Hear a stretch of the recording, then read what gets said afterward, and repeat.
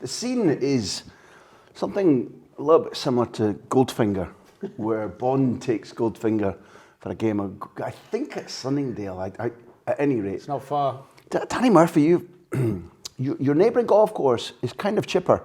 And my only regret is that you can't take us out after this interview and show me how to chip and putt. Because you're down to 6'2"? 6.7 now. Having not played until you were, what, mid-30s? Yeah, I was engrossed in football. It's all I had, all I wanted. Golf, I used to think, was for the toffs, rich kids. It is. It's changed a bit, but yeah, I didn't play properly till mid-30s. And actually, on a serious note with golf, for a period in my life, it gave me tremendous focus. It gave me something else that helped delay my falling off a cliff, but that's another story. But golf is something now that I love. The irony is that football was a natural talent for me. It was a gift. I didn't work on it. I trained every day. Yeah. I loved playing. But something innate was there. I could hit all the shot. I could hit all the passes outside of a foot into drill it, soft, precise, whatever. You know, I could see the pictures. With golf, none of that. Process, still ball, rhythm. Where's the club going? Where's the club face? Where's your body aligned to? It's complete opposite of football. Yeah, I'm not disputing this, but before we were taping and before you took lessons and go down to 6 and focus, how long did it take you in your mid-30s to get down to about 12? It took me about a year. I started on 18 and I got down to about 12 in about... That's horrifying for almost everybody listening. Yeah, but people who love golf know that that's the easy bit, the 18 to 12. It is if you've got time. Comparatively, yeah. It wasn't that difficult because that, for me, that was just about some good guidance and some effort. The next bit was the trick. You're joining a group because this series is quite extended. We've had a marvellous golf story from Stilian Petrov, who when he was young, was a brilliant guy. But learned his English in working in a burger van in Glasgow while a Celtic player. Wow. Decided that was the way to learn his English. And when we started talking, he talked about his time in the Bulgarian army, where he was taught to strip a gun down and back in 30 seconds. And he said that helped him a lot. That focus helped him a lot in his precision with his golfing. We talked down in Poole to Harry Redknapp, who got a sore one, thought he'd be a nice neighbour, take Suey out for a game of golf, pumped him, thrashed him. Suey went away, went quiet for 6 weeks, came back, had taken 10 shots off, and according to Harry, wiped the course with him, just because you guys, ultra competitive to start with. That's what it is. But also, there must be an equation between how you've trained your physique, and then if you can ally that to tempo and concentration, there's a decent chance that a footballer is going to be able to make a transition to playing golf, I guess. Yeah, there's a lot of similarities in that respect, but I think the competitive edge is the bit that the lads I know love. You know, it doesn't really matter if you're technically that good as long as you can get it round. But if you're competing and you're able to win a game, whether it be by hook or by crook, and it's not all about betting and winning a few quid against the lads. It's, here, for example, you've got club championships, you've got pairs, there's trophies to win, there's names on the board downstairs. Mine's on there, actually. And that was a sense. Listeners, this isn't a setup. I didn't know that. This has been very fortuitous. Yeah. That we've got a club champion there. Well, no, not club champion. It was a pairs one I won. But the competitive edge. If you lose, you've got to have something. When you stop playing football, you're taking away the biggest part of your life, but you don't know it. You know you're going to stop, but you don't know how it's going to affect you. It's a horrendous transition. I find it bizarre sometimes. I do listen to some footballers say how seamless it is and how they're fine with it, but I just kind of think it's not hit you yet. Mm-hmm. Most lads I know have a spell where they struggle with it because of how important it was in your life. And the other thing with football, of course, is that it's not just your professional life. It's actually something you've done religiously since, well, me, 7. So you're talking 30 years of your life, really. it's ingrained, and when it's stripped away, it's leaving you a part of your identity. Yeah, well, what football does, so when my father died when I was playing, when I had a baby really young and split up from his mum at 20 years old, all those traumas you go through are, I say this a little bit flippantly, minimalised compared to what they would be if you didn't have the football. Even losing my dad, massive thing in my life. But I wanted to get back playing because I knew that was my happy place and I knew he'd want me to. Football, football, football, football, football. So it suppresses any problems, anything at all. It did for me, and I think it does for a lot of footballers. And what happens when you stop playing is, of course you still have you have problems and traumatic experiences, things happen in life, but you don't have the football to rescue you. That's the problem. I think people now, generally, certainly, our listenership would easily say, well, part of the conversation is camaraderie or the slagging or the humour or just the drills, the discipline, the having a time when you must get out of your bed. And I watch at the moment Dean Windus and Mark Crossley saying, like, make your bed because that's the start of a day rather than giving up on something. There's the endorphins, there's the adrenaline. But I don't think part of the conversation much about that transition and losing something is about competing. It is, but the other thing is, and this is something people aren't that open to, I believe, is accepting that you're losing the adoration, which is affecting your ego. So the insecurities come because your ego. Most of us men have big egos, and you want to be appreciated and loved, and said you want to be told you're fantastic.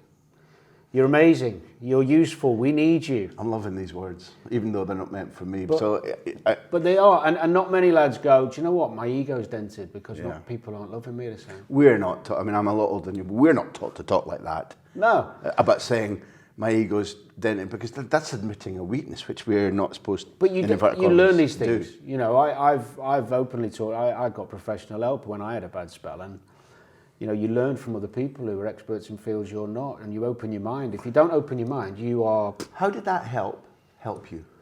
I mean, specifically.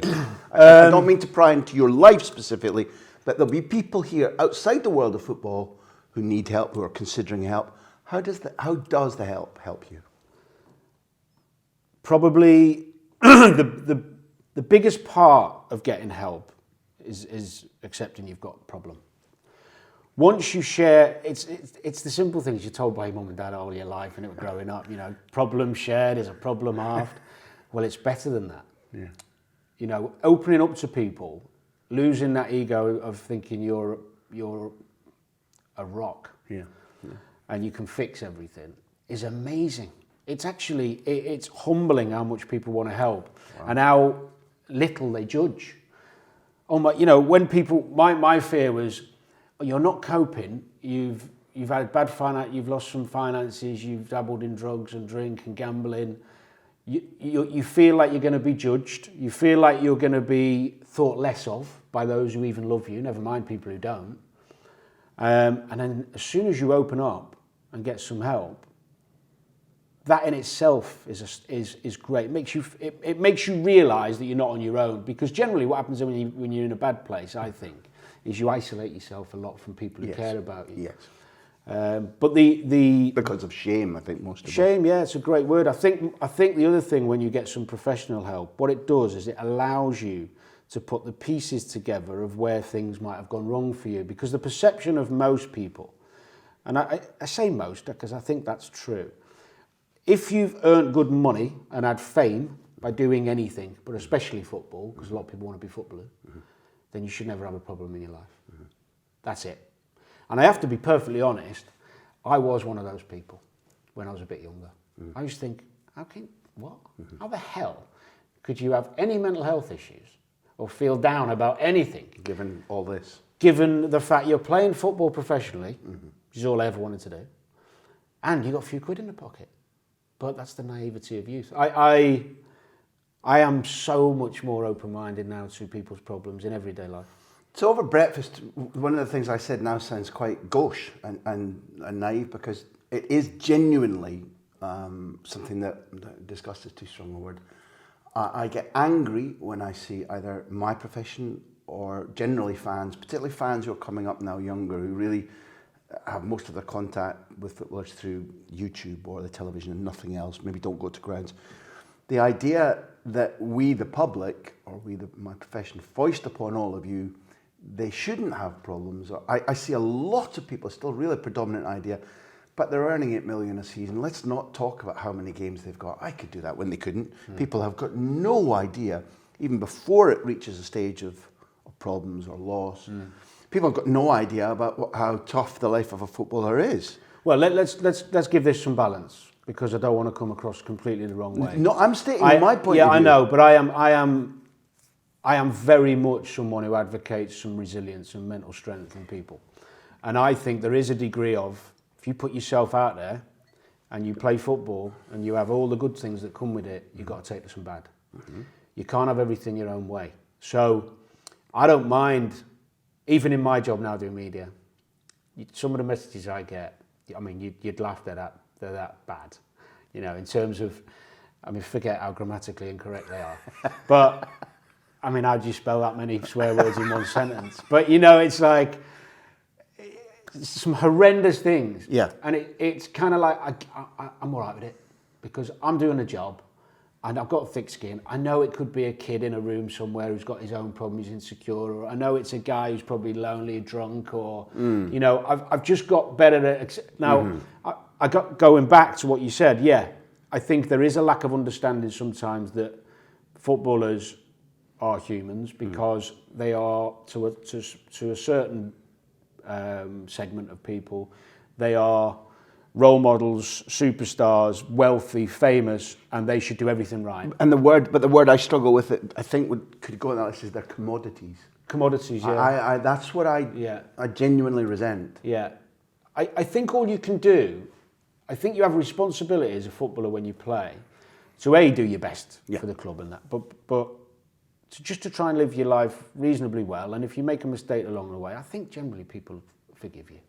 I think it's drama. I mean, it becomes sensationalised in the media these days, because football coverage now it's on every channel. It's 24/7. It wasn't like that even when I didn't have to deal with social media. Nope.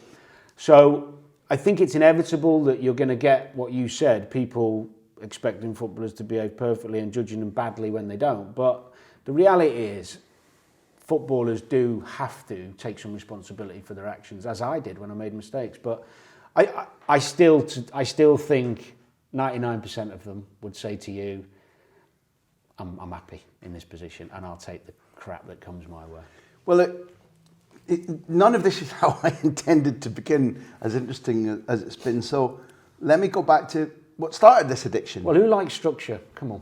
Yeah, well, as we've just been talking about. You've talked about opening up. I have to open up and say, no, although I'll give off this image of being an anarchistic ragamuffin. Apparently I do. Apparently that's built into my DNA. And one of the things that I was going to ask you about how you got into this hellhole life was Sunday, 31st March 1985. Now, you've talked about this before. Yeah. But I want this next section to be a little bit about Anfield in general and your various debuts, returns. But this is the debut. And I want to know, on that first visit to Anfield for a match against Liverpool Man United, where did you come from? How did you get there? What was it like? What was the anticipation like? The sounds, the smells, the things about that day that live with you now. Because that is something that unifies all of us. Whether we've played, talent, not, we all adore going to the ground and seeing our team. It's funny you ask, because there's so much about that I remember, which I don't think there's anything else about 1985 I remember. Yep. My dad took me to the match with one of my brothers, Paul.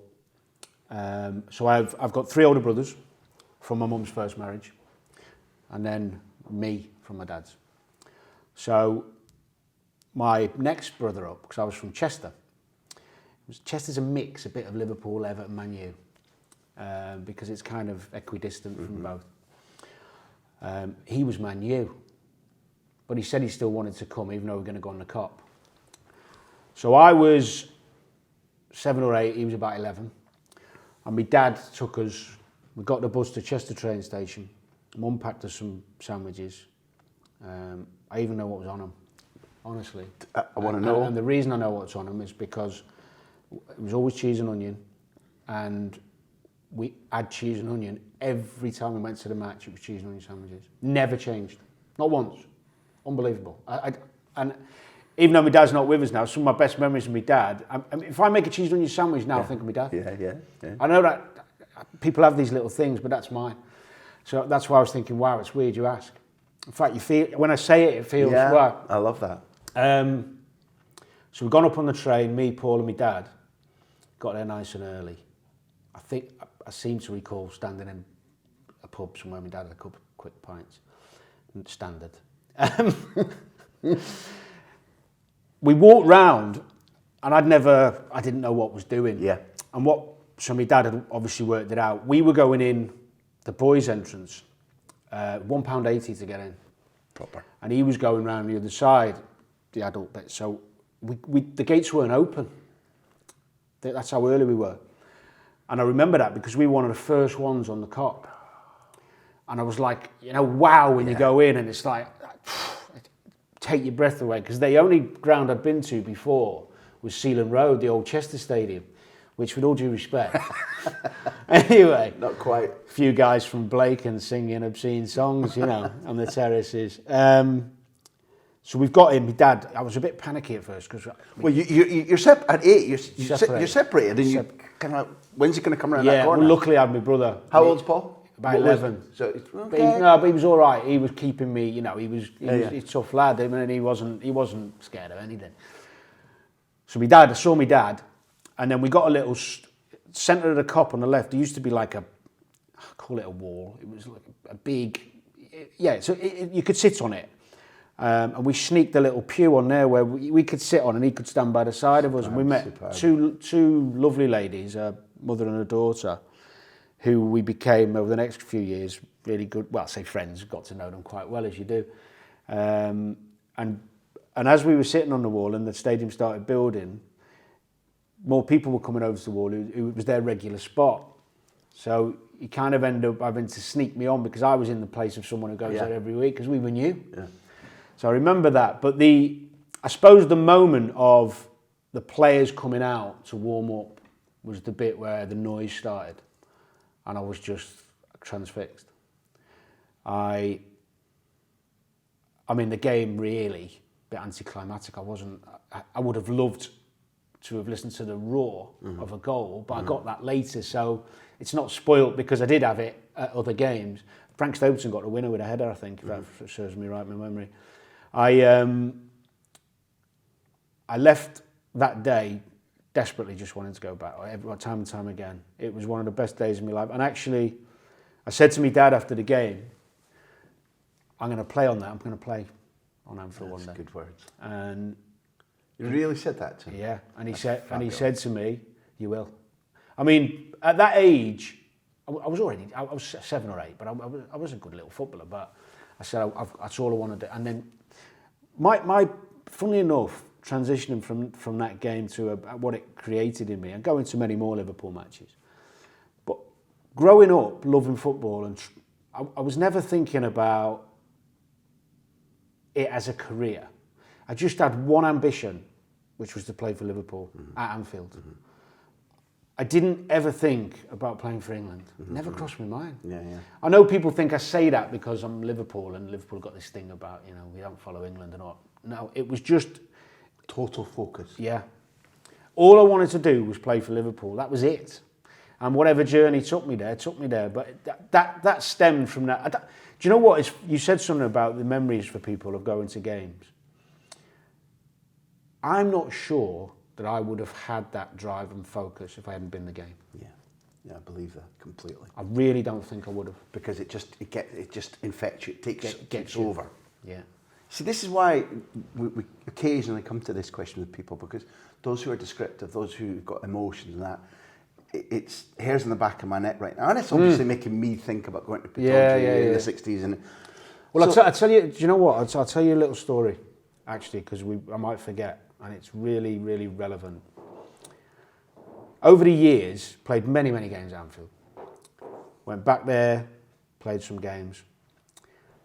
The last game my dad ever saw me play was at Anfield for Tottenham. Yeah. We lost late on. They scored a couple late on. We lost 3-0, but we actually played really well. Could have beaten them. Yeah. And I had a great game. Played really well. Played centre mid against Alonso, Stevie. We gave them a right good game. And I think it was 1-0 when I come off with about 10 minutes to go or something like that. And they gave me standing ovation. Ah, you beauty. With your dad there. Yeah, but obviously I didn't know what was coming after that. No, but retrospectively, it's mad. What a thing that's where you left him. Well, ironically, I know this is like, I'm talking about my dad a lot here, but it wasn't really planned. But when he was dying, because he had a few weeks where I could spend time with him, he was kind of saying to me, well, what more do I need to see? I've seen it all. You did everything. You did everything we wanted you. You know, you did. I've seen it all. There's nothing left. It's fine. That's magical, Danny. What was your dad's name? Danny. And here's to thee, Danny Murphy. You talked about saying to him, promising him that day in 1985 that you'd go and play, and you talked about whatever road it took. Well, you weren't in all of these, but here's the road it did take. The Ullevi Stadium in Gothenburg, then the Parken Stadium against Brøndby, Ashton Gate against Bristol City, Windsor Park against Linfield, Tolka Park against Shelburne, Ullevall Stadium against Norway, Gresty Road, I think as a thank you, and Ibrox Stadium, where I don't think you went on the pitch, a guest of this interview, a friend of ours, Walter Smith's testimonial. You didn't play in all of those. No. But if my research is correct, that means that once you signed for Liverpool, it should be that your return and your fulfilling of your promise was on Wednesday, 13th August 1997 against Leicester City. It was indeed. At home, which was an unfortunate way to begin in terms of the club. But again, the build-up, that day, the dressing room, did you touch the sign? Who was there? What did it feel like? Never mind the result for the moment. The result was irrelevant anyway. Well, I promise you. It didn't matter. It didn't matter. It was excitement. I knew I wasn't starting, but I felt like I'd get on. I knew it could be that day. I was just excited. I didn't have a sleep in the day. Sometimes, you go to the hotel and I couldn't sleep. And I was just buzzing. And I think as you get near, you even going out for the warm-up and doing your bits on the pitch and the stadium's filling up, honestly, it's a bit like you're not there. Wow. You're slightly out of body experience. Yeah, because you're putting yourself on the cop again. Or I had a season ticket in the Annie Road end and for 3 years with my old man. You're kind of there, but you're not believing you should be. Maybe it's probably a good way. And I think that's one of the things that takes time, actually, to have the belief and confidence that you deserve to be warming up with Robbie Fowler and Steve McManaman. This is where you're at. I was in Boozers 2 years before, watching games, jumping off me stool when Robbie's putting headers in last minute against Newcastle. This is the way the world works. So I was just ecstatic to get on, and I suppose the feeling. It wasn't after the game. I didn't feel like it wasn't like I'd made it, but I did feel like a sense of relief that no matter what happened next, if I was to fall off a cliff, metaphorically, with my form, that I'd done it. And then, luckily, my full debut came quite soon after because of a bit of, I think there was a flu or a cold. A load of lads went down in a couple of days before, so I got a start in a Monday night game against Villa, my full debut. Beat them 3-0 when I think Robbie and Maka were since Maka was unbelievable that day. So it just started building then, and the great thing about that first time I came, even though we lost, was that everyone was there. You know, all the family was there. Really? Yeah, I say all. I mean, didn't have a lot. You know, my close family. And then over the years, it's, you know, some of the memories and experiences I had. Do you know, the thing is, when you're playing for the team you love and winning things, actually, which was even greater, you don't think it's going to end. Mm-hmm. And I don't think, if someone, I wish I had someone saying to me, every time I put on that shirt and every time I play like it's the last time. It'll be your last one. And I mean, don't get me wrong, I had a good mentality and good attitude when I played generally, but if someone was there going, you know, this could be it. I think I'd have done even more, but you know, maybe it would have worked the other way, where you play with too much passion rather Eventually, than in retrospect, it sounds great. At the time, so, you fucking shut yeah, shut up. On for Stig, Inga Bjornaby at half-time. Yeah. Just for anybody listening who hasn't gone back to our archives, there were 4 big interview guests beyond Danny that day. Steve McManaman, Jamie Carragher, Neil Lennon, Emil Heskey. They're all there in our archive. And this section's got 2 more pieces, Danny, because I think your first return, having left Liverpool, October 2004, with Charlton playing for Alan Kirbishley against Rafa Benitez's team, sharing your team strips with Matt Holland, Kevin Lisby, Sean Bartlett, Roman Dahl, Franny Jeffers came on, Dean Keeley in goals. Am I right? Would that have been your first time back at Anfield wearing an alien strip? Yeah, because I just moved. Yeah, so Rafa came in, made his choices. I shouldn't have gone, but I did. What does that mean? That was a horrible day. That's what I'm asking. Horrible. Felt odd? Felt horrible. Yeah, felt awful. It was like going home, but someone had bought your house. Gosh. And I didn't want to be there with a different team. The fans gave me a lovely reception. You know, that was nice. That's special. Yeah. But no, it was a horrible day. Do you know what? Actually, after leaving Liverpool, I didn't think going back would make me feel like that.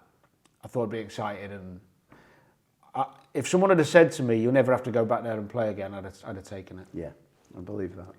You know, I listened to some place. Oh God, you know, I want to go back and prove a point. Stick it on them, yeah. Ideally, yeah. If you just said to me, "You're going to score the winner, Cop End," fine, I'd take it all day long. But it was a horrible day. It just felt bad. I didn't have much energy. I felt sad. Yeah. It was a gloomy, horrible experience. I'm sorry I asked, and I'm sorry I'm now going to. No, but it's the honesty around it, you know.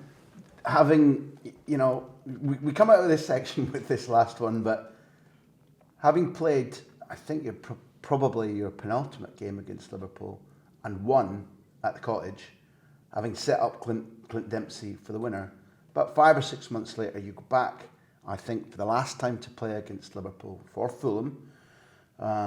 It's a Martin Jol team against a Kenny Dalglish team. I think we beat them. I think you did. Martin scored a lone goal very early on. At that time, you probably don't know for sure that that's the last competitive match, testimonials aside. But you do, and your sign-off to Anfield is winning with Fulham. Well, funnily enough, that was a much better day, because years had gone by. Mm-hmm. I was comfortable with where I was at and what I'd done. I'd got over the Liverpool thing. It took a long time, but I got over it, and the journey at Fulham has gone well. It was like a second home. I felt settled. The team was good. We'd had great success under Roy, and we went to Liverpool that evening. I think it was, and they rested a couple. I think Stevie didn't play, if I remember correctly, which was a bonus. Well, I'll give you the 11 just because it's your memory. Strange Donny in goals, so that already makes your case. Fabio Aurelio, Sebastian Coates, Martin Kelly, Skirtle, Maxi Rodriguez, Jordan Henderson, whatever happened to Jordan Henderson? Jay Spearing, John Joe Shelby, who's doing marvellous things at the moment. Andy Carroll, Dirk Kuyt on the bench, Jose Enriquez. Yeah, so beatable. But I'll tell you why it was a great memory. not that we played quite well and it was a good game, rather than getting battered by a great Liverpool side. We won the game, but it was as if, you know, I didn't think of it like you've just said to me about being my last game at Anfield. I didn't think of it like that at all. But weirdly, John Honorisa played that day. And me and him went to the Kop after the final whistle and they sang both our names.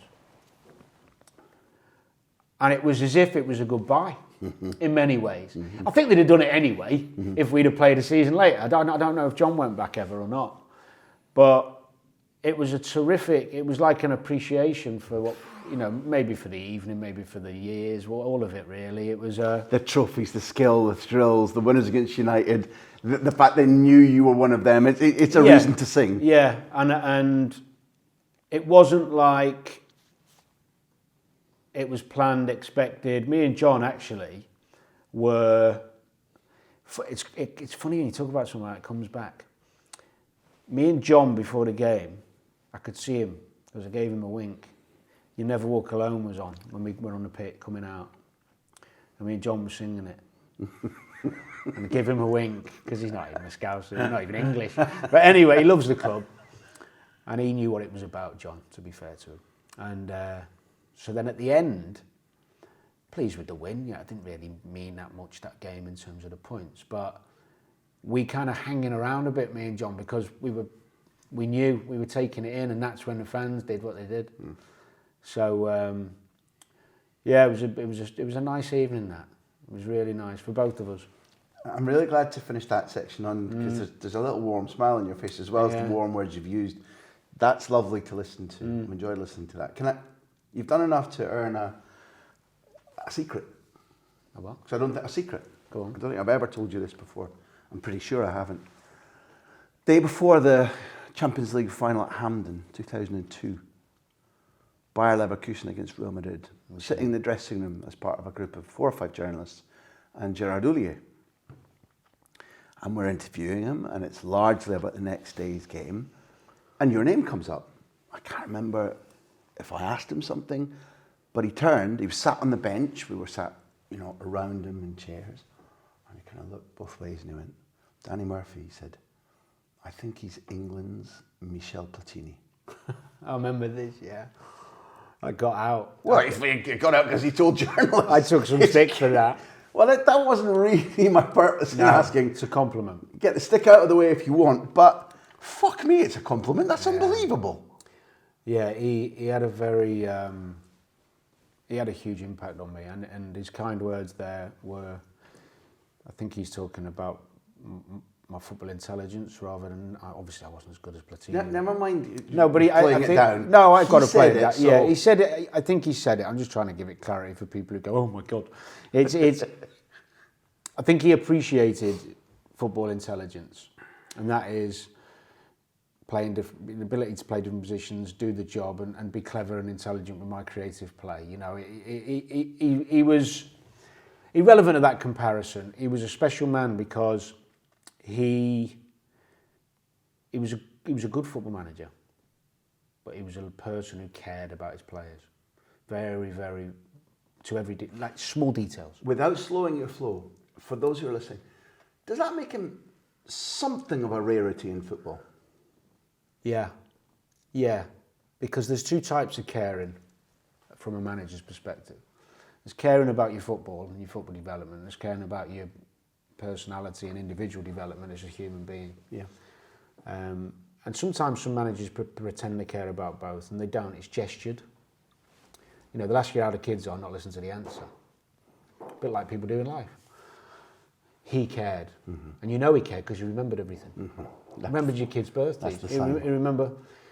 But I mean, there's what a warm man. He was ruthless as well. He had a ruthless side. He did, for me, something that I can't be ever thankful enough for, which is gave me perspective on what I should be doing and how to be a better footballer in person, which then gave me a career at the club I loved. Because if it wasn't for him, my career at Liverpool would be a a fart in the wind. Specifically, what did he have to teach you then?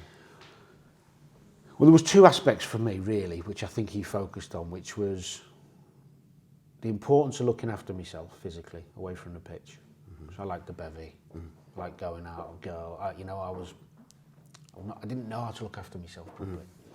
So he educated me on the importance of me being physically right to be the best I could be, instead of me just relying on talent. That was the first thing. And the second thing was about it was perspective. So it was to understand the opportunity I had, the impact it had on others, as in loved ones, family, on legacy, on your memory, on your own well-being later, and looking back and knowing that, it gave me perspective on what the opportunity I had was, and not thinking everything was just going to keep falling into place. He made me understand that I was in a position very few people get in, and made me understand that I have the control to make this special, and kept reminding me of it.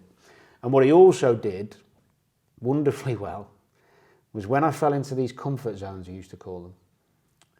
When you get a bit arrogant and think you're better than you are, he'd pull you back. How? I'll never forget the best example. He said to me, "Come and see me in the office." I said, "Okay."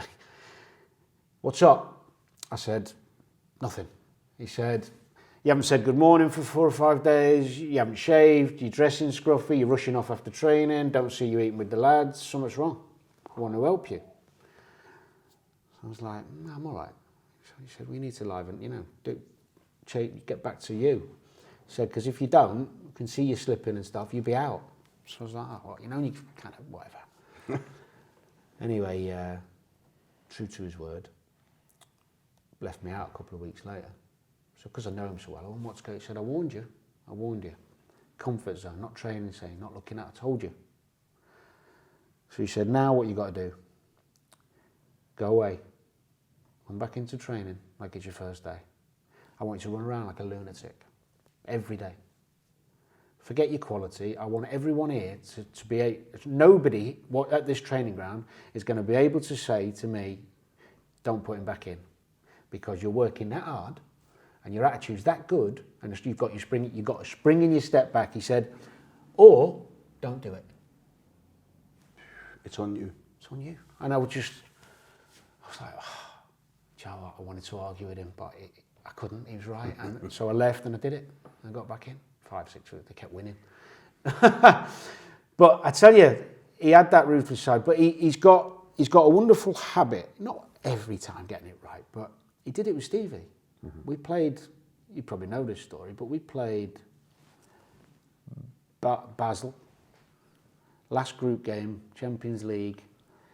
We had to win to go through. We've not had a good group.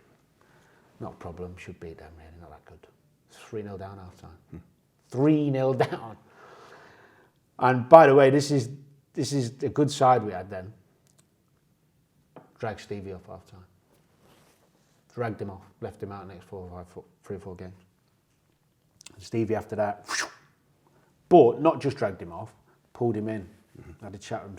Stevie had some things going on. But just knowing when to... And which characters you poke and which characters you look after. Yeah. Which is a mix of the two for you. I don't know this story intimately, but I'm somebody who, if I'm enjoying a game and I'm at home, I like to go out and press my nose against the screen because I want to be closer. And if I hear things on radio where somebody's talking, I'll just stop and go as close to radio. There was one with you, and I can't give you the details, so I hope you remember it. You startled the life out of me when he started talking to you about food and weight. And there's a manager in Spain called Marcelino, most recently manager of Athletic, previously cup-winning manager of Valencia. And he weighs the players twice a day. Now, obviously, I probably could cope with living under that regime for a season or so. It would help me. But I grew up in an era where footballers, and I often use this phrase, footballers use the summer to bevy and eat, and pre-season training was not to be fit, it was to lose weight. Yeah, to get back fit, yeah. And obviously bevying, and you run it off the next day. A complete change in mentality about what training and diet are for compared to today. But we live in an era now of literally perma-fit players.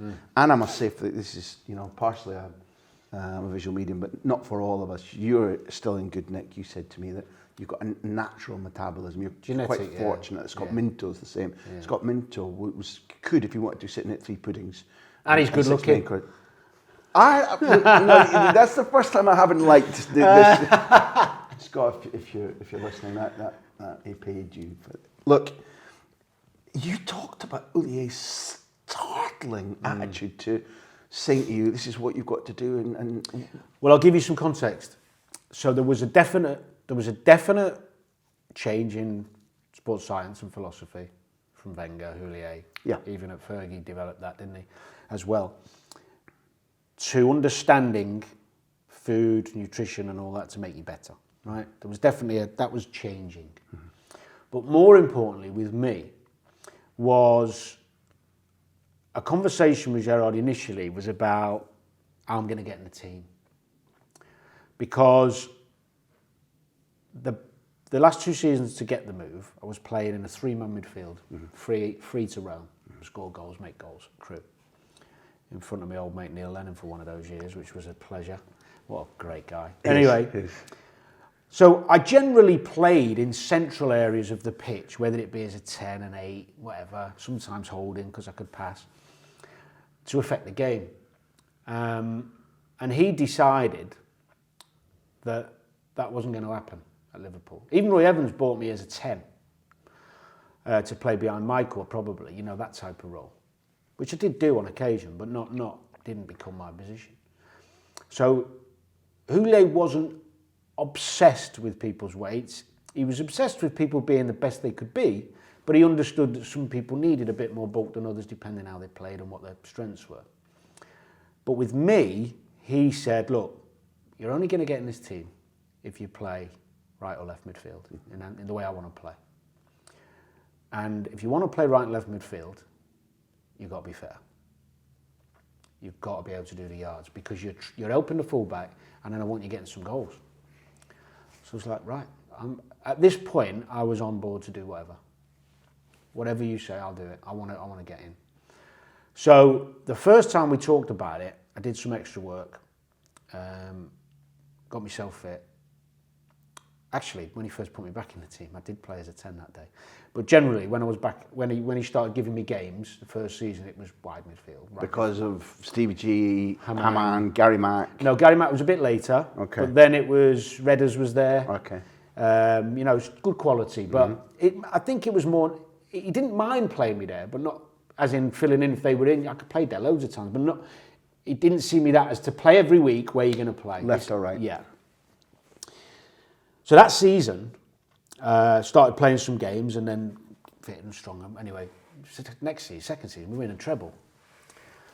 We roughly played 60-odd games. I started about 40, 41, 40, whatever. Scored 10 goals in all competitions, probably 15 assists, 14 assists, something like that, right? That was roughly about... Not bad. More than happy with that at the time. I mean... Looking back, could have done a lot more, really, thinking about it. But me and Stevie, funnily enough, a little caveat to that. Me and Stevie had a bet that year who'd get the most goals.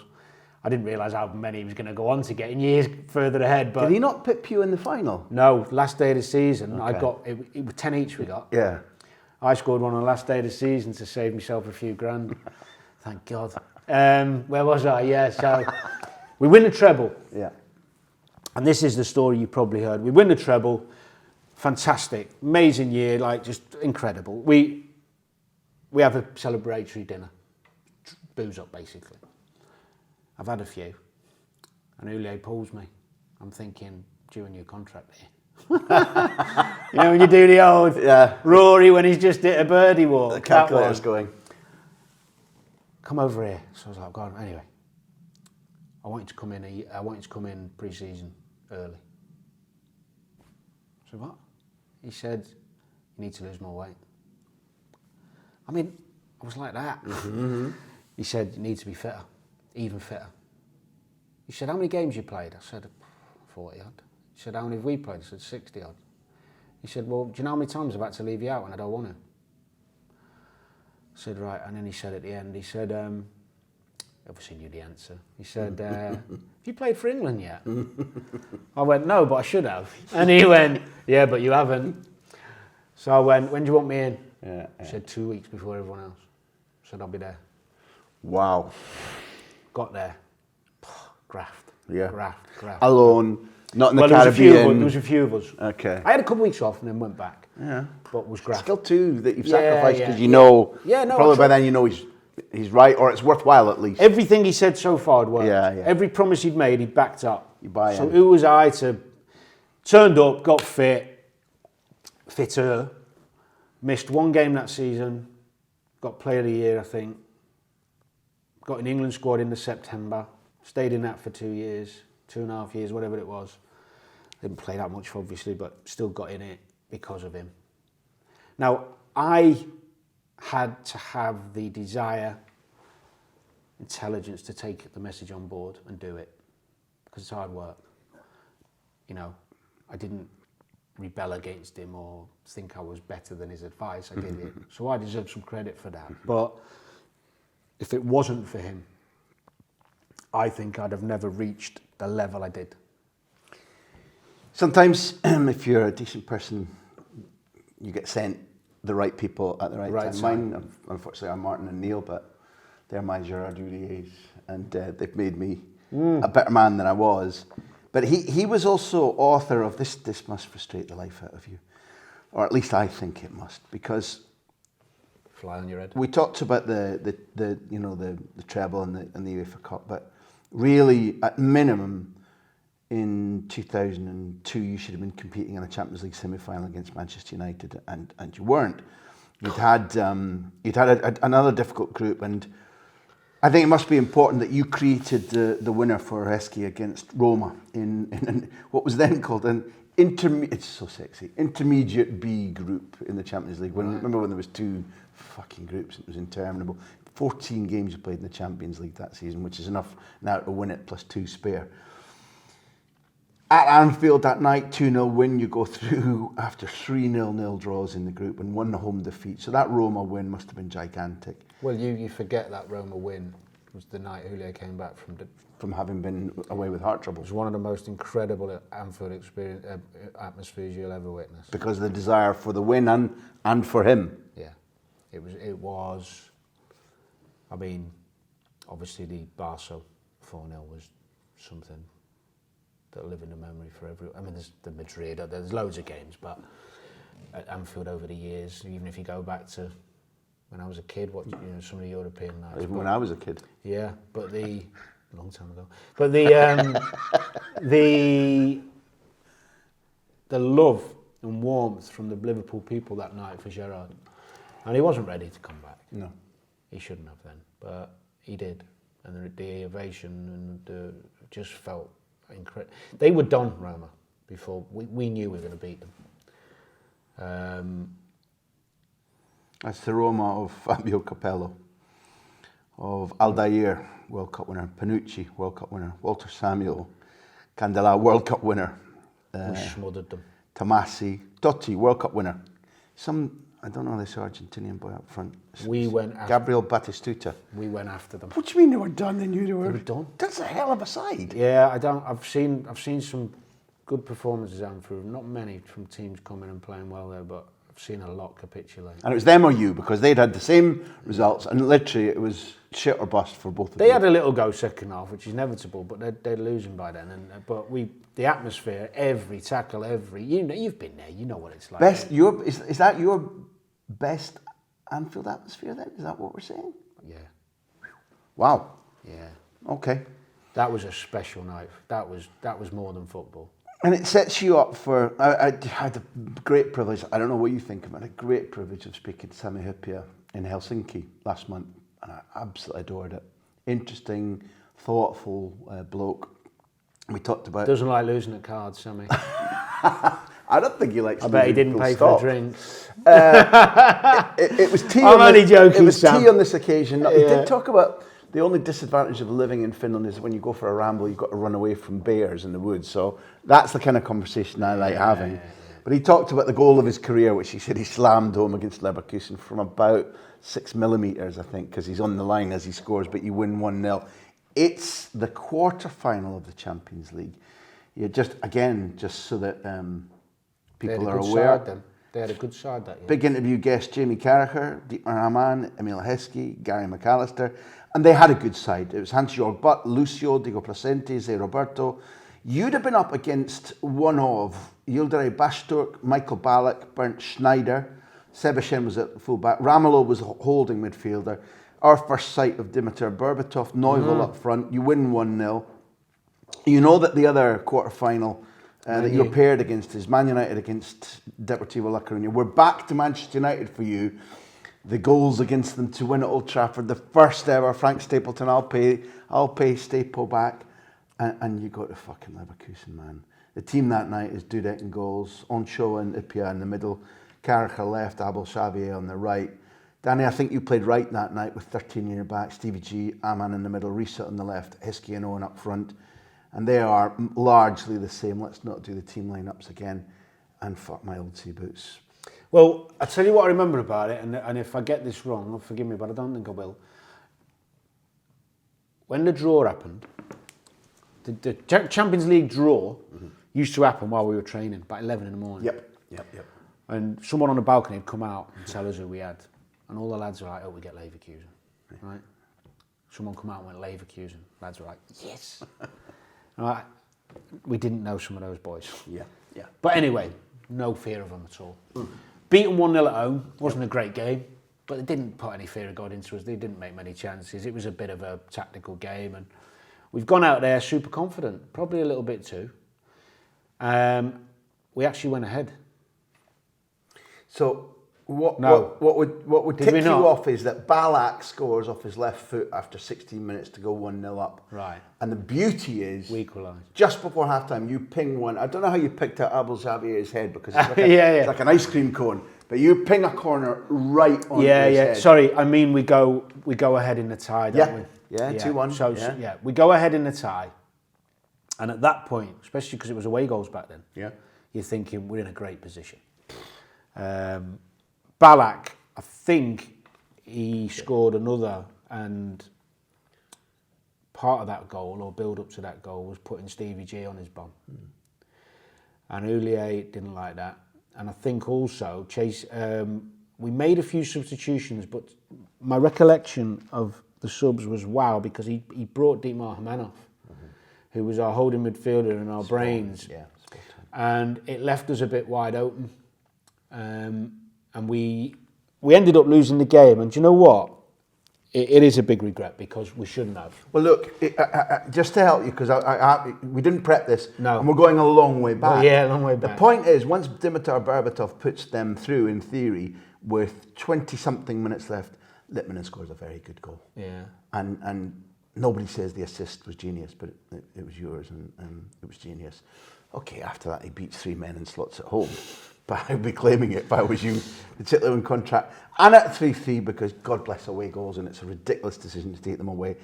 It takes them until 6 minutes left when their right-footed centre-half scores through Dudek's legs. But with 6 minutes left during a Champions League semi-final against what would have been Manchester United. We had the hoodoo over at the time. Well, you did.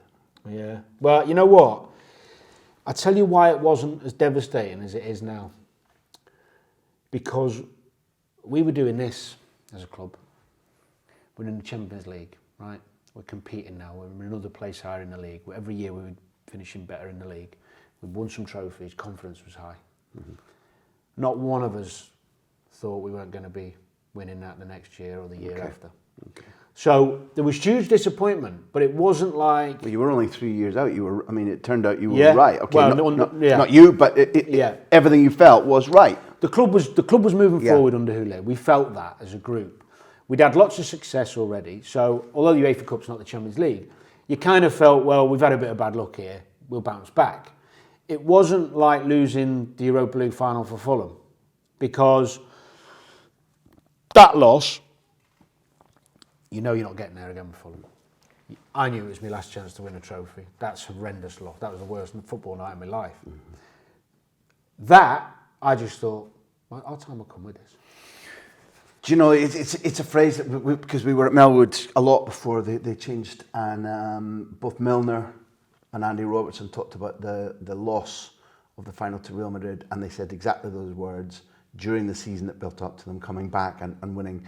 They were like, we will be back, we'll do them, we'll be. And that, I think that's it. As long as it's not complacent, it's a hugely healthy thing in a group to be like, no, we're on this. We're not like, it'll be easy. Like, no, you can feel that things are right. You can feel the hunger. We're the good squad. We're building. It would end up in that mad night against AC Milan without you. But because I'm respectful of your time, I want to bridge into the sort of final section. We've got people called socios, and socios is a Spanish term for like season ticket holders. And we've got people who've been with us throughout the life of this podcast. They've supported us. They're just listeners who pay a subscription and give us questions. And I haven't read these because they just got slipped to me by my glamorous assistant. But Tom Bradshaw, okay. Tom Bradshaw says, would you rather have played when you did, or if there was a time machine, play in this current era right now? And Graham Bradley says, I really enjoy, Danny, your analysis on Match of the Day. Oof, this is a good one. How have you changed as an analyst from when you began till now? So there's two then and now questions there. One about playing. First one, I wouldn't change a thing. I loved playing when I did. I think it was a very. I don't like VAR. Don't like what that's done to football. I think that's been made quite clear. Yeah, I've been listening. I don't like the unnaturalness of it. I don't like it. And I loved playing when I did. I think I got to play at a time where football had evolved. It was fast, it was hard, it was tough. And it was also, it had the nice pitches and the skill and the create. You know, I wouldn't want to go back further because it was even harder. And I think I played at a really good time. I'm really comfortable with that. In terms of the analysis, I think when you do anything quite a long period, you evolve and you get better. But my tactical stuff, I've tried to improve on, although I always felt I had a good eye for tactics while I was playing it in a game and while watching one. Mm-hmm. I was very fortunate, very well educated at Crewe under Dario Gradi from a tactical level. He was a wonderful, wonderful coach. I probably think the tactic side is something that when you do the work I do, a lot of people can sit and watch a game and maybe even see it. Maybe not everyone, but a lot of people see a tactical element that's you know, you'll watch a game and you'll see that, I don't know, let's say the wing backs are causing one team a lots of problems, something simple like that. But it's then being able to take the bits from the game to show people at home how that's the bit I've got better at. So the bit I've got better at is not seeing it, but it's being able to show it to others from where I've seen it. And that's the bit. If I can intervene on the other Graham thought, the BBC's been marvellous for you and to you. I don't want to talk about me if there have been bits where you've been stuffed with them. They've given you a platform which has made you money and left you appreciated by people, and it gives you a really direct contact with the sport and other ex-footballers, which must be a marvellous thing in life to have. But when I watch it, and it's worse still for ITV, one of the things that, I don't know if you ever yearn, and I'm not asking you to talk, you know, behind your employer's back, but you have to do those, you have to communicate those things that you've identified in very short spaces of time. And there might be sometimes when you sit and watch, I don't know, Monday Night Football, for example, and go, fuck me, look at the amount of time they've got to draw out their argument, to say qualifying things. So I'm arguing this, but of course, if you do that, and I mean, that's paradise for somebody who loves tactics.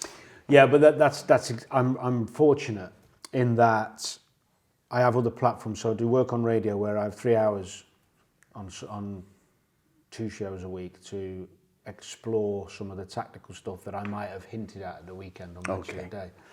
The other thing on the way the BBC format works, of course, especially on a Saturday, of course it's intense because there's 6, 8, 9 games sometimes on a Saturday. But because I get the opportunity to do the Sunday match of the day as well some weeks, where you might only have 2 shows, you can really dig into the analysis there. So you don't get ideal world, Monday Night Football on Sky, where you get to really analyse. But I tell you what, the challenge is when, and this is why it's good to have varied work in anything. Yes. The quick turnaround of weekend work, especially Saturdays, means that you are generally going off your instinct and what you've seen. Whereas what happens, say, if you do it on a Monday night, like I do a radio show on a Monday night, your opinion can evolve or dissolve. That's very well. Because of what everyone else is saying. Yeah. So, I've spoken to Carrie about Monday nights. He's bright enough to look at what everyone else is saying and look at the other shows. He'll watch matches and then try and find something a bit different or look at it from a different angle, which you don't do when you're doing it an hour after the game. No. And even on a midweek match of the day on a Wednesday night, the game will finish at nearly 10 and you're on half an hour later. You're getting real opinion. So it's a balance. And I love doing the technical side. Yeah. I think it's the hardest thing to do. Yeah. I think one of the hardest things in my job is translating a tactical opinion to pictures in a short space of time. Yeah. Yeah. The longer you have to do it, the easier, because you can keep tweaking and finding what suits your narrative. But not many people I watch are, I wouldn't say they're not bothered, they don't really want to get too involved in the tactical element because it's hard work. I'd rather pick a player who scored a hat-trick.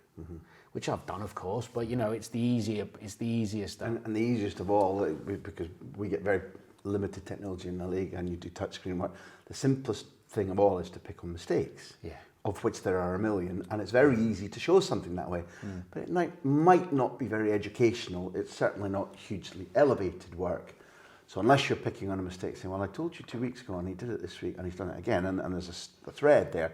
That's the simplest thing to do, but some of the technology that you've got at your disposal now is utterly astonishing. It is, but actually, you'd be amazed how much of it when you watch a game, you see the technology might help you pinpoint something, show something in a nice way. I mean, in terms of the communication, not communication. Your eyes and your brain identify it. I'm talking about that quick turner about like when you've got a spotlight, or when you've got these things that show movement, or you can take a player instead of saying, if only he'd gone there, you just take him. But those help. And the numbers help. Wow. Sometimes the numbers. Yeah. You get all these numbers for everything now. Too many. But I tell you one thing. I think there are lots of occasions when some teams' players aren't physically at it. Sometimes they're not doing the hard yards, or they're not fit as the opposition. But you'd be amazed once you look past the obvious of saying they don't want it as much, which is a very generic term. They don't want it as much generally means tactically they're wrong. Okay? So that's the way I see it. It's my opinion. As I said, there are exceptions to that. But if a team is generally getting done over by another team and they've got equal players quality, mid-table Prem game, it's normally a tactical problem that's happening.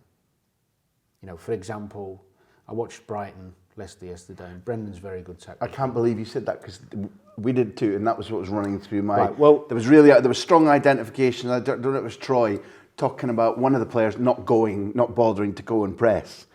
I haven't seen any TV on it, just as in any reaction, just what I watched. The game.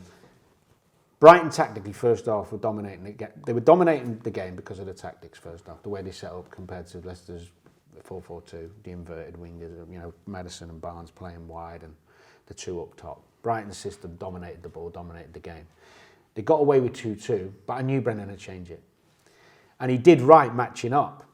So he went 3, 2 wing backs and tweaked it in the middle.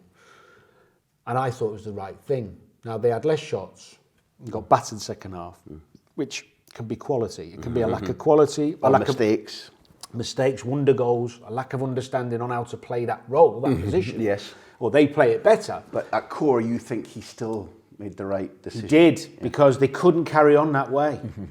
Tactically, they weren't being done in the first half from a lack of quality. They were being done because of the system. But you have to live with you weren't on TV then, but you have to live with being a voice in the wilderness there, because for the amateur in the chair, they're saying, but Danny, but they still got, I know, but. But and that's the great thing. You can be tactically good in a football match and still lose because you're up against real quality. So it's. Look, I don't know. This football thing could become addictive because it's damn interesting when you get down do you know to what? it. Do you know what's great? It's having a platform to be able to put across opinions that might provoke thoughts. Yeah. It's not about always being right. You know, I've had some great chats with people on social media who have actually come away from the chat thinking, do you know what? Good point. I might have to go and look at that again. Well, look, one of the things I remember being a journalist in London, and I was very friendly with Luca Vialli, and he got the sack. I went right. He let me come round to his house, did the first interview, and he was like, he said it before. He's so angry. I couldn't talk. I had to take up kickboxing so I could have a sex life. I was so angry, but now I'm going to go to Italy, and he said it was startling because this is whatever 2000, 2001. I'm going to go to Italy and I'm going to do in Italy what Andy Gray has done for all of you because he's explaining football now. So that's 21 years ago, and we lived in a country where largely football wasn't explained. It was talked about, but it was headlines, it was theatre, won, lost, villain, hero, sacked, winner. And then gradually that changed, and Luca Vialli thought that Andy Gray's work on Sky was so important that he was going to try and take that concept to Italy to try and educate, to try and not only talk about defending on referees.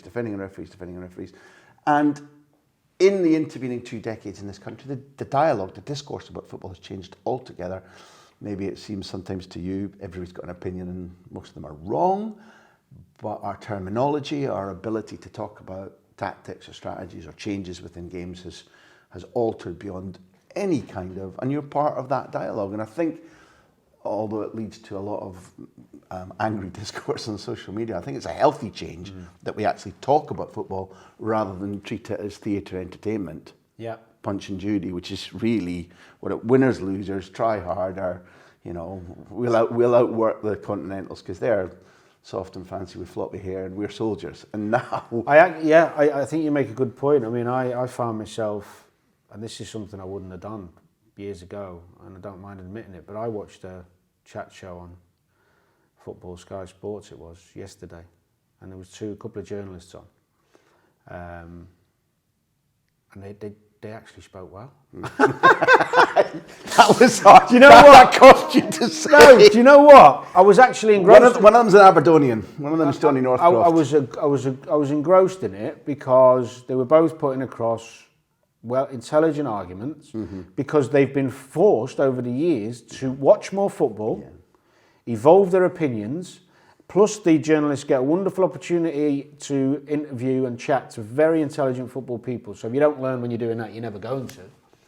So actually their conversations are, as you said, evolving to a point of like real interest for someone like me. I hope so. I mean, don't get me wrong, you can have people who've played the game who talk nonsense and people who work in journalism who talk nonsense and vice versa.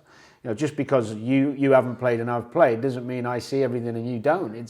I'm not that narrow-minded anymore. I was when I played, or even when I first started doing media. I think, how can you even having a debate with me when you haven't played the game? And that's not real life. That's just ego. I actually enjoy listening to all types of people talking about football and keeping my mind open, because you never know it all. Healthy. And actually, most of it's opinion. None of it's fact. Is it? Well, the only fact is Messi's the greatest player that's ever lived. That's probably the only fact in football. Hallelujah.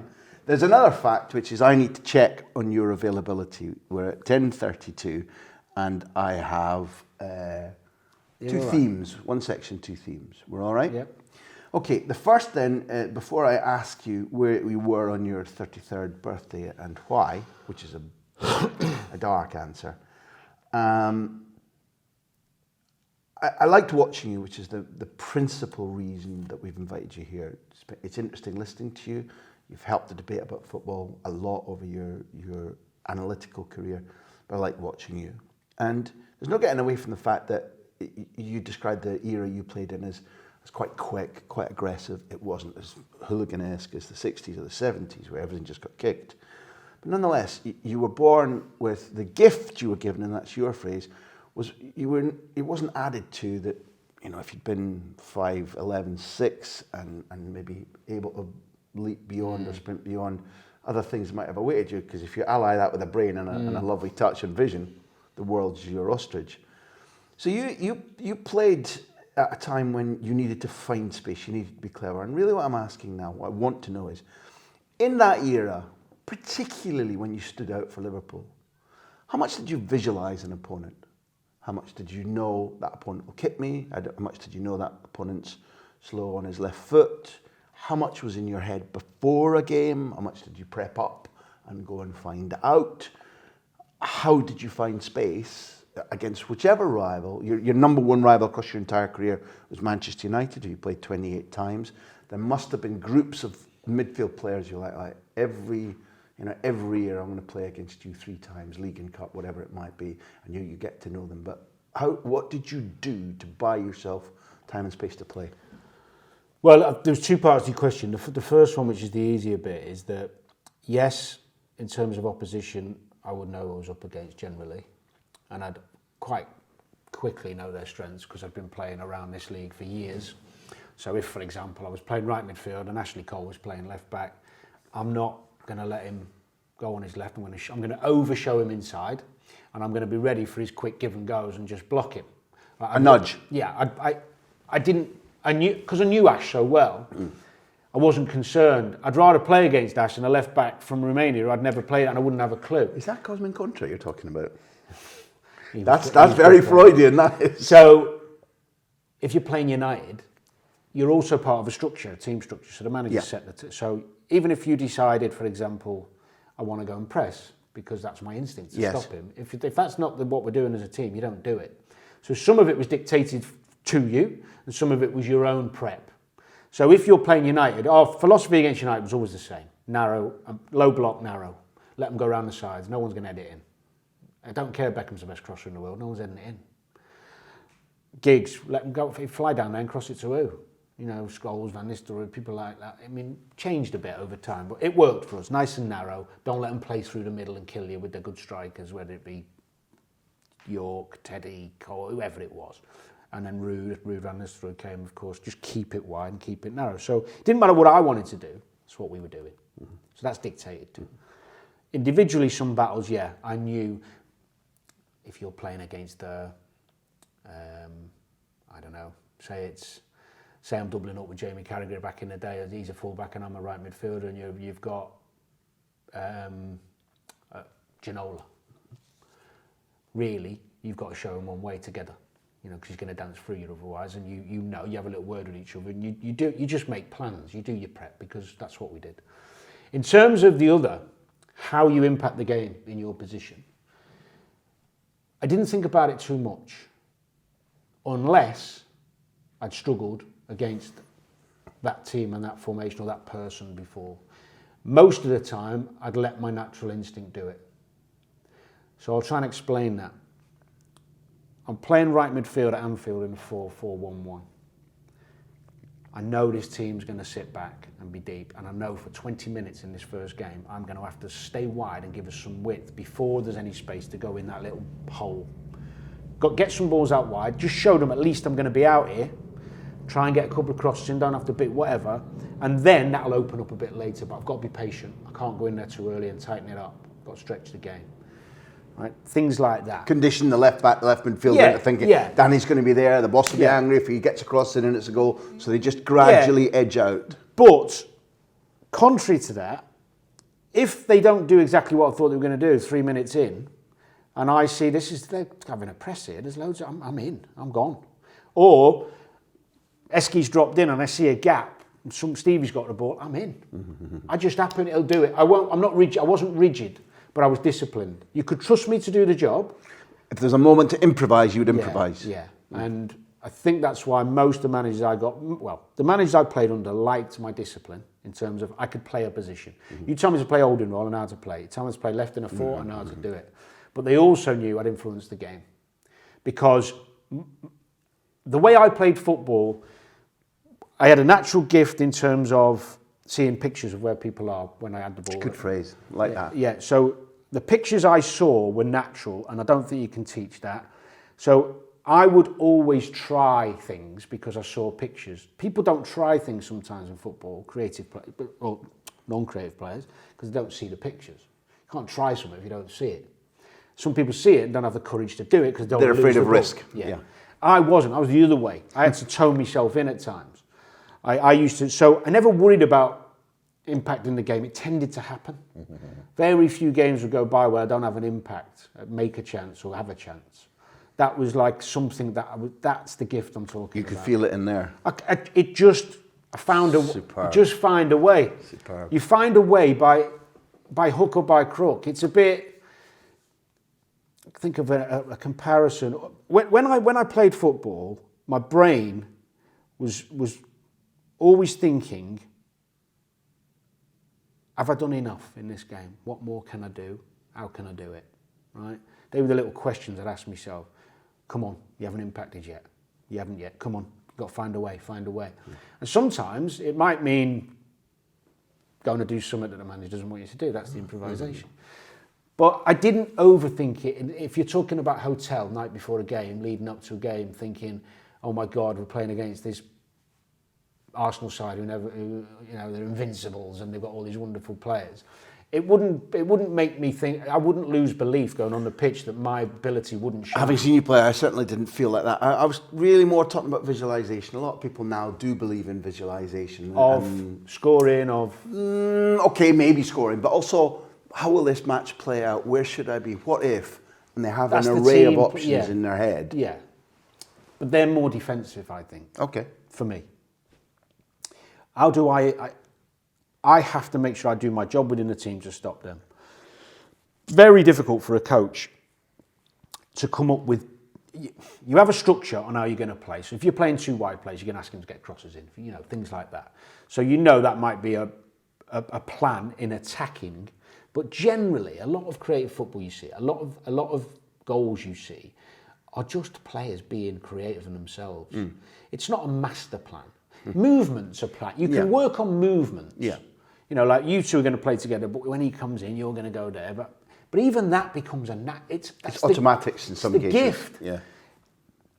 Not many coaches I've worked on, and I've worked under some fabulous ones, do many patterns of play for attacking.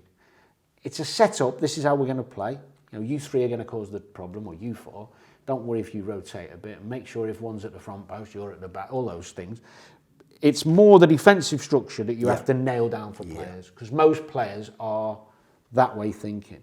The two aspects of football really, with and without the ball, and without the ball is most players' problem, because most players are at the professional level because they're good with the ball.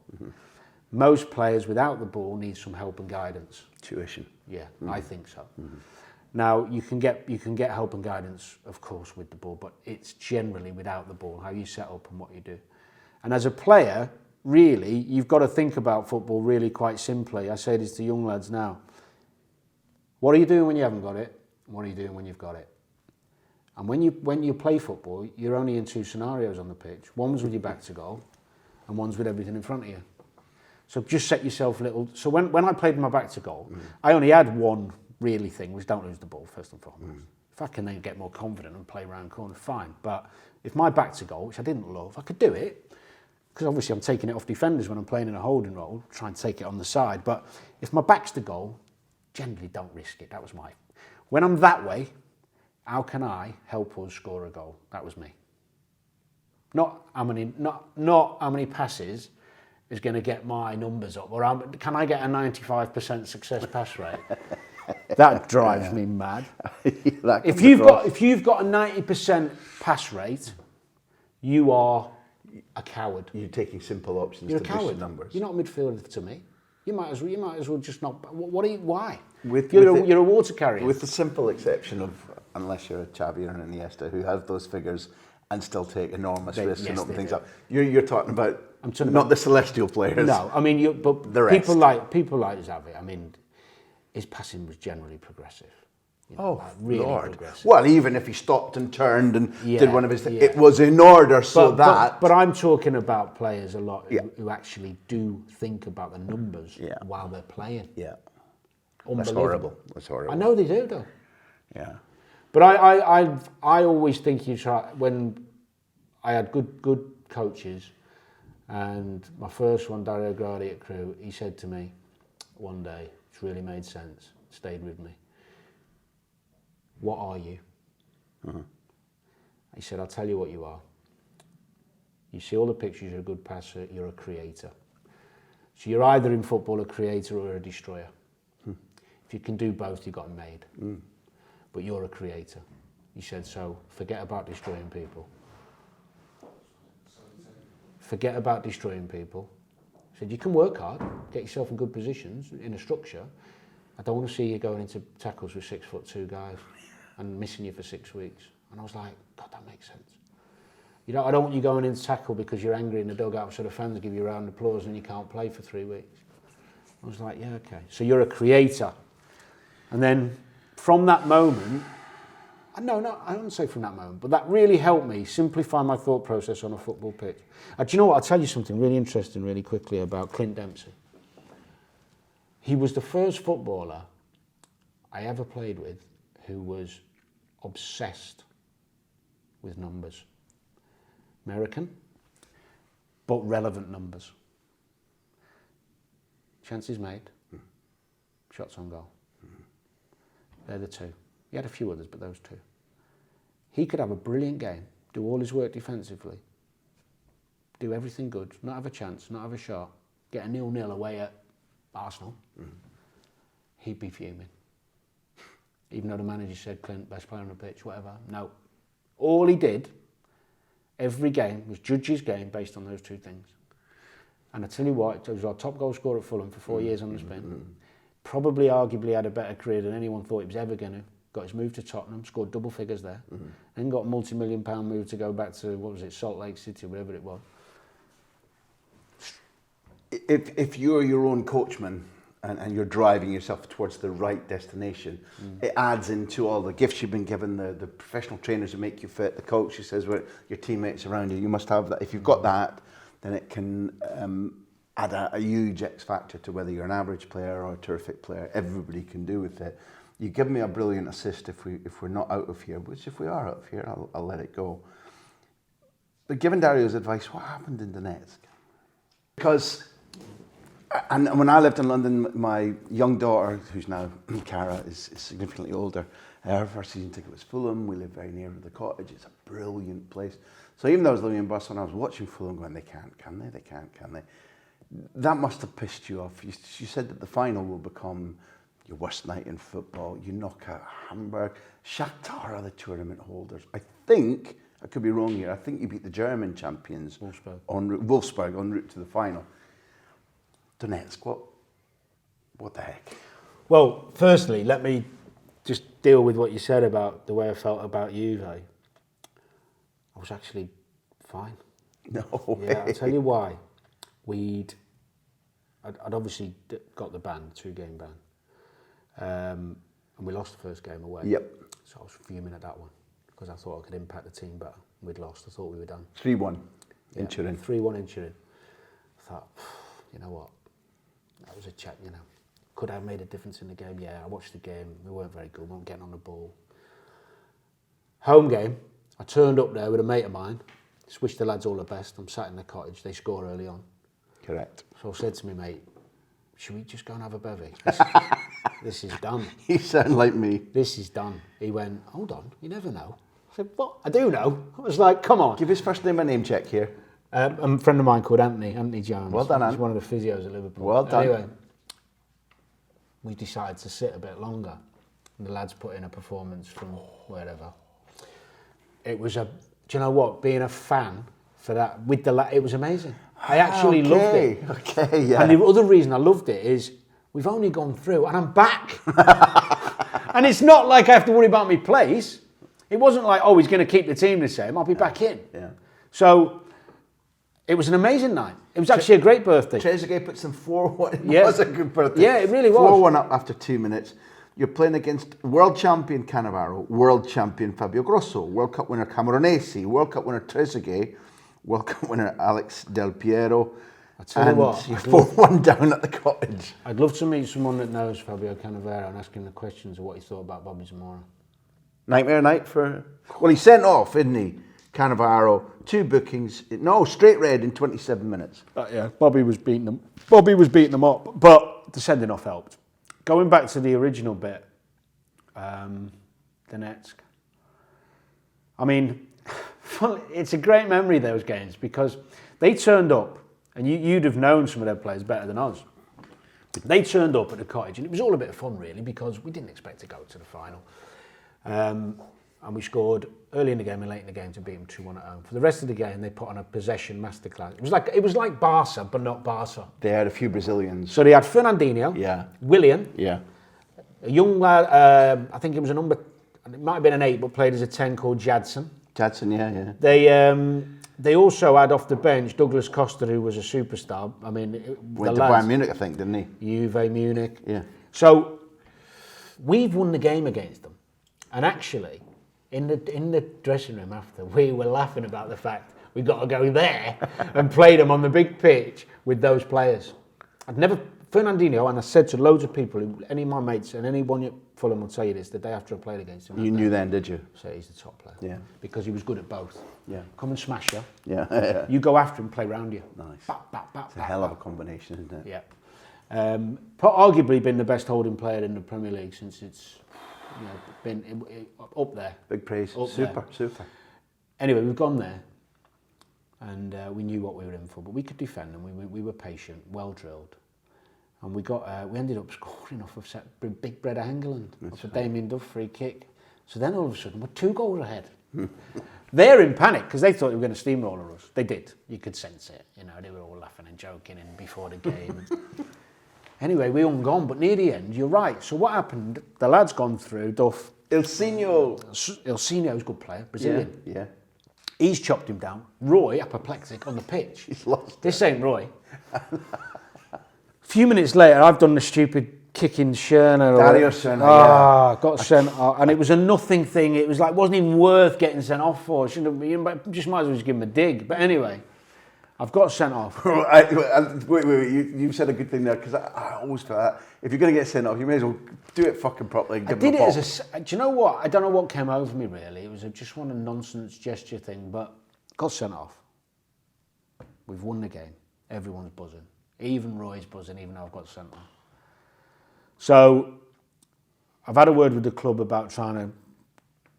There was no angle to appeal it, really. No. But the best bit about this story, and this is what you call management, I think. I'm called in, because sending off, I think it was so it come under the category of... Christ. Violent play, no? No, it's petulance, isn't it? It's, what's the word? Retaliation? No. Well, whatever it was. They have these boundaries that the fines come under for whichever you do. Okay. And there is a manager's discretion thing, but, so if you trip someone over to stop them scoring the last, You ain't going to get a big fine. Exactly. So this was under the fine. Big one. So Roy's called me in about the fine. So I was, what can we do? He said, there's no fine. He said, I'm paying a fine. I said, what, you're paying my fine? He said, no, I am paying a fine. I'm not paying your fine. He said, but my behaviour 2 minutes before, when Duff went through, he said, how can I expect you and ask you to behave when I'm behaving like that? He said, it's on me, not you. Very impressive. It was like that. Yes! I'd come out the door and I was just like, 20 grand cheaper. I said, 20 grand richer, thank God. Superb. What a brilliant... What he'd done is he'd taken some responsibility, because he must have thought, well, apart from the example, I'd raised the temperature. Yeah. Maybe it's in Danny's head. Yeah. But and also, I think he'd been appreciative of how much I'd given. I didn't miss good leadership. games. But I see a lot of managers these days, and I still believe you've got to be yourself. I know that, and every manager's got different characteristics. But I believe there's a lot in players responding to how your manager reacts and responds to things. Because if he's able to have... If you've got Conte and Tuchel doing what they did on the pitch, I know it was a bit... I fucking loved it. it's great for the fans because they show passion. But what I mean is, if the players are then going at each other, and one of them gives the other one a dig. Yeah, the managers can't say you're on your own. No, Exactly. you can't. Exactly, you can't. You. If you behave that way, You've set an example. You've set an example. I think the best thing, the managers. This is me as a player. Doesn't respond. Not everyone's the same. I think for me, the managers who behave calmly, and they've got this nothing's ever too brilliant, nothing too bad. I think it reflects. It helped me stay calm and stay focused on the job. Understood. And it started from when I was at Crewe, because I'll never forget, in the old 4th division, we played in all of them. At Gresty Road, we're playing somebody one day, and the lads are senior pros who've been round the block down in the lower league, screaming and shouting at the top of their head in a tunnel, trying to intimidate each other. And I wasn't a big one for it anyway. And Dario's popped his head out. Said, "Who's shouting?" To his own players, not to them. "Who's shouting here?" A couple of lads went, "Oh, it's me, Gaffer." And he went, "Why don't you save some of that energy for out there? Use some of that fight out there, because the way you played last week, I mean, I don't know what you're shouting out here for. Just shut up." And I just thought, do you know what makes sense? It makes sense. Be calm, focused. The best, if you think to all the great teams, Messi's probably the best example of someone who never really lets his emotion get the better of him. Do you know when he did? It was against your bloke. It was against Shakhtar in Monte Carlo in the Europa Cup Super Final, and he headbutted him. Because Darius Serna, I don't know what if he's done anything. Yeah, he's a wind-up merchant. And we've talked to him. He's joined us in a project. He's a bright and very likeable, really interesting man. But he's fucking every street smart that's going. And he's doing Messi. And he's doing Messi. Bops him, and the referee goes, "Didn't see it. Messi didn't see it," and they win, and blah blah blah blah blah. And eventually, one of the Shakhtar boys is sent off. But you're right, across the piece, even in yesterday in the World Cup final when he's being booted, he boots Van Bommel back and subsequently admits, "Look, if Webb had sent me off, well, everyone's fallible. I'm not, but I just mean in general, if you have a leader who stays calm in those situations, I think it helps the group. It spreads the. The problem is, I think some managers, not all, because it's their natural instinct, their passion overrides them, but some of them, their behaviour is conscious for the supporters. Oh, yeah. And I think, why would you? Because what they think, if you're not running down if you're not jumping in the crowd in the corner flag and a last minute winner, you don't care. Yeah. And it's so narrow-minded. Yeah. You're a leader of a football club in the Premier League where you have hundreds of people below you, and I think you have to. This is my belief in leadership and management: is conduct yourself in a way that's reflected. I'm with you, and although all I'm lauding, and I'm not a bit. Tuchel's a brilliant speaker with a brilliant vocabulary. He is brilliant, yeah. But he's definitely got a mind on what's going on around him, whereas Conte's just a fucking walking volcano. For good and bad, But we remain, our country, I'm a Scot, you're English, we're a warrior people. So that thing about occasionally or playing to the fans, I think it still works. It does. Because we treat everything, any contest, in some degree, subconsciously as a war. Yeah. The competitive instinct exists in every But when country. It's natural, I like it. That's all I'm going to. When it's natural. I think sometimes it's a bit overdone. But if it spills out and it's absolutely uncontrollable, which doesn't fly in the face of what you're saying, because you're talking about somebody who's never up, never down, but bright through a longer period, across the longer period of calm decisions and calm words and not losing your place and making a bad decision because you're angry, that will benefit a squad. It benefited you. But occasional explosions just happen. I think it's less relevant than probably one of the most. I think one of the things players hate the most about managers is the blame game. Houllier and Hodgson were two of the best. Maybe just near the end of the tenure when Houllier was, struggling a bit under pressure. But more often than not, no one's fault. We're looking in the mirror, right? We're not blaming refs. We're not blaming the opposition. We're not blaming anything. This blame game, victim, you're the victim, we'll blame somebody else. Houllier was adamant on it not coming into the dressing room. Hodgson the same. He might have a pop at the ref in our dressing room and go, fucking ridiculous decision, excuse my French. And actually, fine. But he'd go out and go on camera, bam. And you know when you're talking, you know, like, I mean, Tuchel's a good example, very intelligent man. I was very surprised when I heard him talking about the coaches having to go on a coach and blaming X, Y, and Z for this and that. And it was just like, whoa, do not do that. You have got a brilliant squad of players. Talking about a lack of midfielders the other day, he still had 15 internationals and people like Loftus-Cheek. That was after the Southampton Mason defeat. Mount can play in the middle of the park, no problem. But all the other 18 clubs would have him off you like that. It's like you've got to be, I think, this is my opinion as a footballer when I played, as soon as you see your manager making excuses, I think it's a problem. Now you can claw it back because you can have a bad weekend where you've lost your head a bit and then the next week, you know. It's like this weekend I watched the most horrendous decision, West Ham. Right. Oh. Moyes asked about it. And I like David Moyes. You can't not. Correct. But he didn't need to say anything. Instead of saying scandalous. Well, he's right, by the way, and I don't think I'd have been able to hold back. But imagine everyone else was saying it for him. All he needed to do, and this is what I think I'd be like as a manager, because of the two great examples I'm telling you about. If you come out and go, don't need to talk about it, move on. We know. Next.